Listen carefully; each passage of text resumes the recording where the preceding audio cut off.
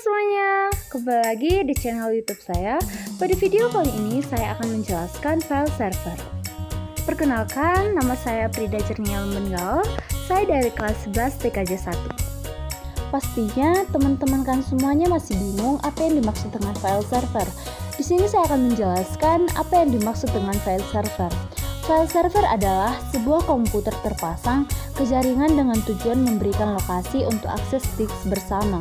Misalnya berbagi penyimpanan file komputer seperti dokumen, file suara, foto, video atau film, database, dan lain-lain. File-file tersebut dapat diakses oleh workstation yang melekat pada jaringan komputer. Berdasarkan fungsinya, jenis file server dapat dibedakan menjadi dua, yaitu server dedicated and server non-dedicated. Server dedicated tidak memiliki fungsi lain dan tidak bisa digunakan sebagai workstation. Hal ini dapat diketahui dari jenis server melalui sistem operasi jaringan yang dijalankannya, misalnya Novel Network. Selanjutnya, server non-dedicated berfungsi sebagai workstation.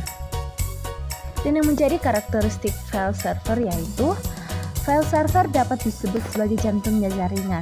File server terdiri dari perangkat komputer berkecepatan tinggi dan media penyimpanan dan kapasitas RAM yang besar, serta didukung dengan kartu jaringan yang cepat. Setiap sistem operasi pada jaringan tersimpan dalam file server ini, termasuk data dan berbagai aplikasi yang diperlukan dalam sebuah jaringan. Salah satu karakteristik file server adalah sistem kerja file server sangat kompleks, yaitu menyimpan informasi dan membaginya secara cepat. Oleh sebab itu, server memiliki kemampuan dalam menyediakan file, printer, dan pelayanan lainnya untuk klien.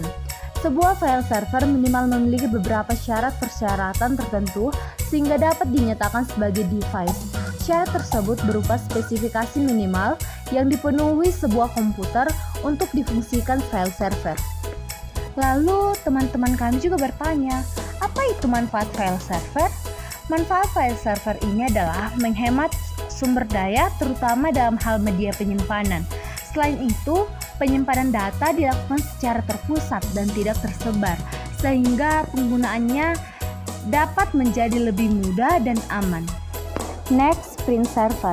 Salah satu syarat untuk membangun print server yaitu support dengan TCP atau IP configuration. Jika printer menggunakan USB atau port serial, seharusnya membeli alat converting dari port ke TCP atau IP. Selanjutnya, melakukan pengaturan IP address sesuai dengan kelasnya, misalnya nama printer, IP address, dan label pada print server. Dan yang menjadi fungsi utama file server adalah mengontrol informasi dan komunikasi antara komponen atau node pada jaringan.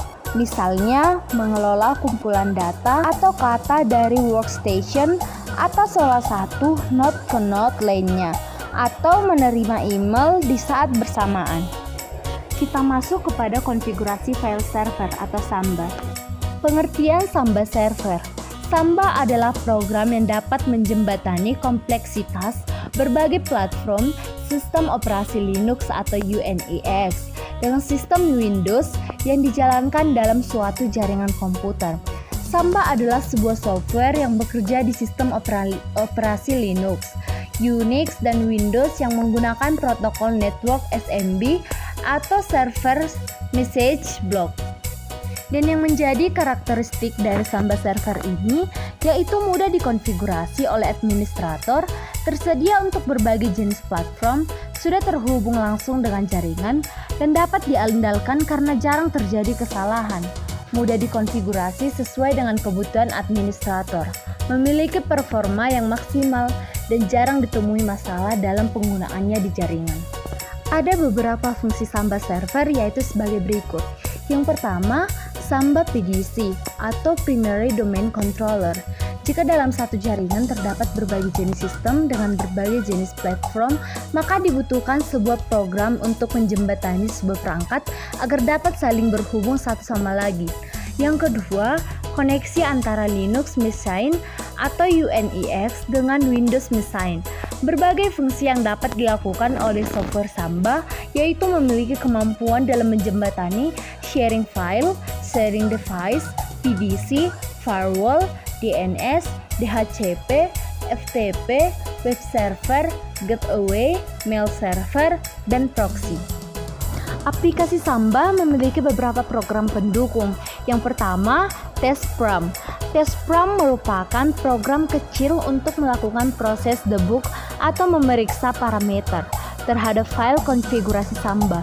Adapun konfigurasi Samba adalah SMB and conf. Yang kedua, Samba Web Administration Tools. Samba Web Administration Tools merupakan program bantu yang memberikan interface model web untuk aplikasi Samba. Yang ketiga, SMB TAR. Program SMB TAR digunakan untuk membackup data yang di-share dan memiliki kemiripan dengan perintah TAR di Linux. Yang keempat, SMB Status.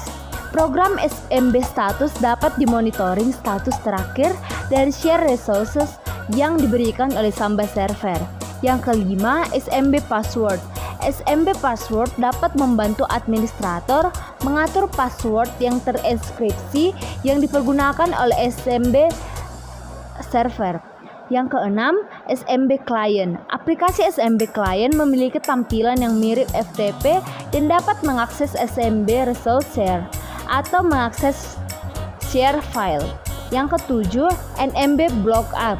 Program NMB Blockup dapat membantu administrator dalam mencari nama atau names lookup dengan memanfaatkan NetBIOS over TCP atau IP. NMB Blockup dapat digunakan untuk meresolve dari nama komputer ke IP dan sebaliknya. Sampai di sana penjelasan saya pada materi kali ini. Saya ucapkan terima kasih dan semoga video ini dapat berguna bagi kita semuanya.